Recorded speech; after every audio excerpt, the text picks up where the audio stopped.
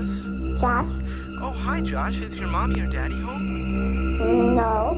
Oh, so you're there by yourself, huh? Yeah.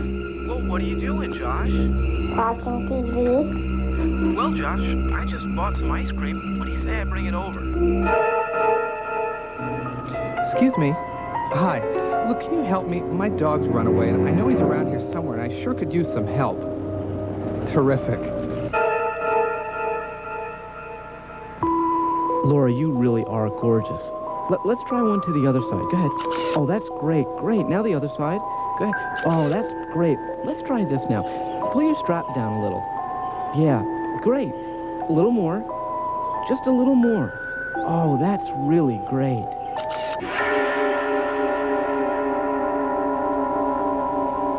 Hello, I'm Daniel J. Travanti. In the last few years, we've been bombarded by stories of children who are victims. Missing children, abused children, children who've been sexually molested. These stories send out a powerful message about the real dangers our children face. The statistics are staggering.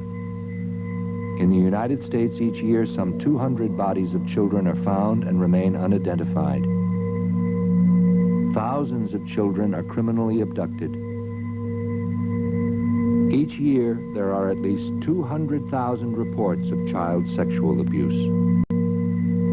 The time has come to replace fear with power. It's time to replace milk carton pictures and violent headlines with pictures of children who are safe and happy. Children who can simply get on with the business of growing up. Let's start with the basics. Remember those words of warning you heard as a child? Stay away from strangers? Well, it's good advice, but it's not good enough. To raise a street-smart child, you have to go a step further.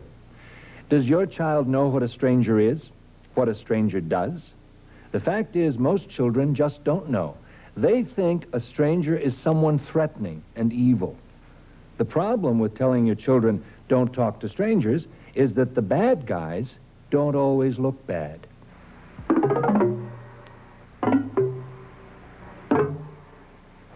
The stranger sometimes wears a hat, and sometimes a black or brown jacket, and those guys with a beard, some hair, a mustache, and some glasses. Or maybe with a coat on that goes over their mouth. I have lots of versions.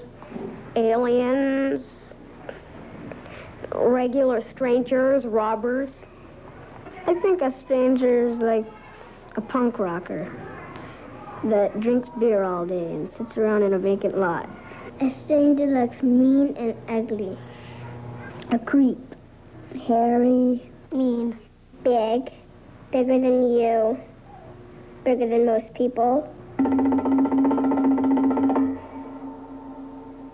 It's not surprising that children get confused about what strangers look like. Sometimes even we grown-ups don't know the difference. Take a look at these pictures. Richie looks like a nice guy. He was a school teacher. He was also a camp counselor and a boys club volunteer. Richie was a buddy. The kids looked up to him.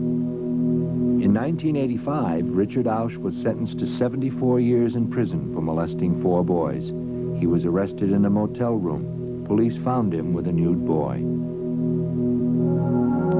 Take a look at Mike, a 23-year-old chauffeur.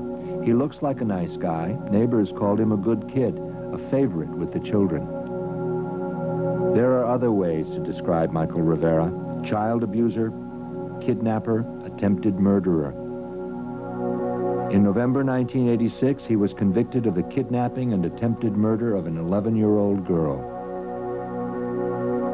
Ileana looks like the kind of woman you'd like to have taking care of your kids. In fact, she and her husband ran a babysitting service in an upper-middle-class neighborhood. In 1985, Ileana Fuster was sent to jail for 10 years after she pleaded guilty to committing sexual acts with preschool children. And take a look at Terry, another nice-looking guy. A school teacher who taught elementary school kids for almost 20 years. But Terry Bartholomew is a convicted child molester, found guilty of some 30 counts of sexual abuse involving third graders. His sentence, 44 years in prison. Finally, take a look at Joe, a model citizen, a respected businessman, president of the local Kiwanis Club.